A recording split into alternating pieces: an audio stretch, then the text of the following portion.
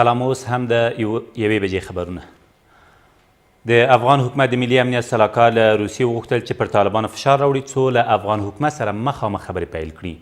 محمد حنیف اتمر د روسیې له سفیر الکساندر مانټسکي سره په کتنه کې همدارز وویل په افغانستان کې د بهرنیو جنګیالیو فعالیت او د نشه یي توکو کښت او قاچاق ته د طالبانو جګړه ییزو فعالیتونو زمینه برابره کړې ده.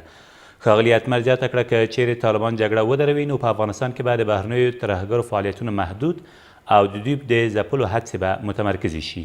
له دې سره سم په کابل کې د روسیې سفیر وویل په افغانستان کې امنیت د سیمې په ګټه دی او دوی چمتو دي چې د ثبات ټینګېدو لپاره له افغان حکومت سره هر راز همکاري وکړي.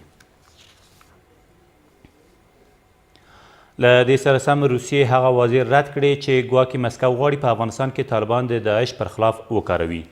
د دغه هیواد د بهرنیو چارو وزیر سرګی لاوروف تېره ورځ په مسکو کې وویل چې افغانستان باید په خپله خاوره کې داعش وځپي او موږ هم په سوریې او عراق کې د داعش پر وړاندې په خپلو ټولو امکاناتو جګړه کوو.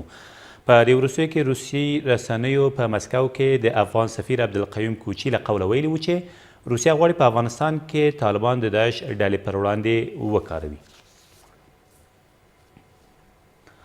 ولسمشر غني پر کابل ښار د تېرې ورځې د توغندیزو او وسلوالو بریدونو په غبرګون کې ویلي چې له دې پیښې سره به په بې تفاوتۍ چلند ونه شي. ښاغلي غني تېر ماښام د کابل ښار په امنیتي غونډه کې زیاته کړه چې د امنیتي او دفاعي ځواکونو په ټولو برخو کې باید حساب ورکول وي. ولسمشر همداراز په ډاګه کړه چې خلک حساب ورکوونکی حکومت غواړي او حکومت باید د دغې پیښې له امله چې د خلکو د اندېښنې لامل شوې واضح او قانع کوونکی ځواب ولري. تېره ورځ د کابل ښار پر بېلابېلو سیمو د توغندیزو بریدونو او د عیدګاه جومات تر شا د دوو داعشیانو د څو ساعته نښتو په پایله کې 6 کسان ټپیان شوي وو. د نیمروز د چاربرجک ولسوالۍ امنیه قماندان د دغه ولایت په مرکز کې ووژل شو. د نیمروز سیمه ییز مسؤلین وایي د قماندان چې محیالدین نومیده تېره ورځ غرمه مهال کله چې د خپل کور پر لور روان و د زرنج ښار د دویمې ناحیې اړوند په ګلستان ښارګوټي کې د ناپېژاندو وسلوال لوري په نښه شوی او بریدګر په تېښته بریالي شوي دي. سرچینه زیاتوي په دې پیښه کې د نوموړي 2 ساتونکي یوه میرمن چې ورسره په موټر کې وه هم ټپیان شوي دي.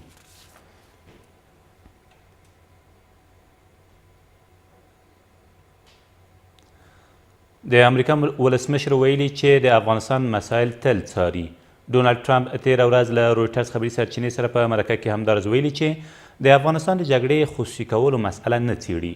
ښاغلي ټرمپ په داسې حال کې دغه څرګندونې کړي چې 2 ورځې مخکې د امریکا یو شمېر اوسنیو او مخکنیو چارواکو ویلي و چې خصوصي امنیتي کمپنیو ته د افغانستان د جګړې مسؤلیت سپارلو په اړه د ولسمشر ټرمپ لیوالتیا مخ په ډېرېدو ده.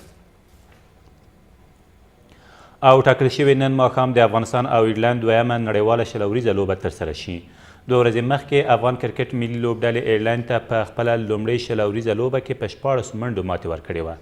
په یاده لوبه کې افغان لوبډلې په ټاکلو 18 اورونو کې د 7 لوبغاړو په سوځېدو سره د 116 منډو هدف سیال لوبډلې ته ورکړی و خو ایرلند بیا دغه هدف ترلاسه نه شوی کړی او لوبه د افغانانو په بریا پای ته رسېدلې وه.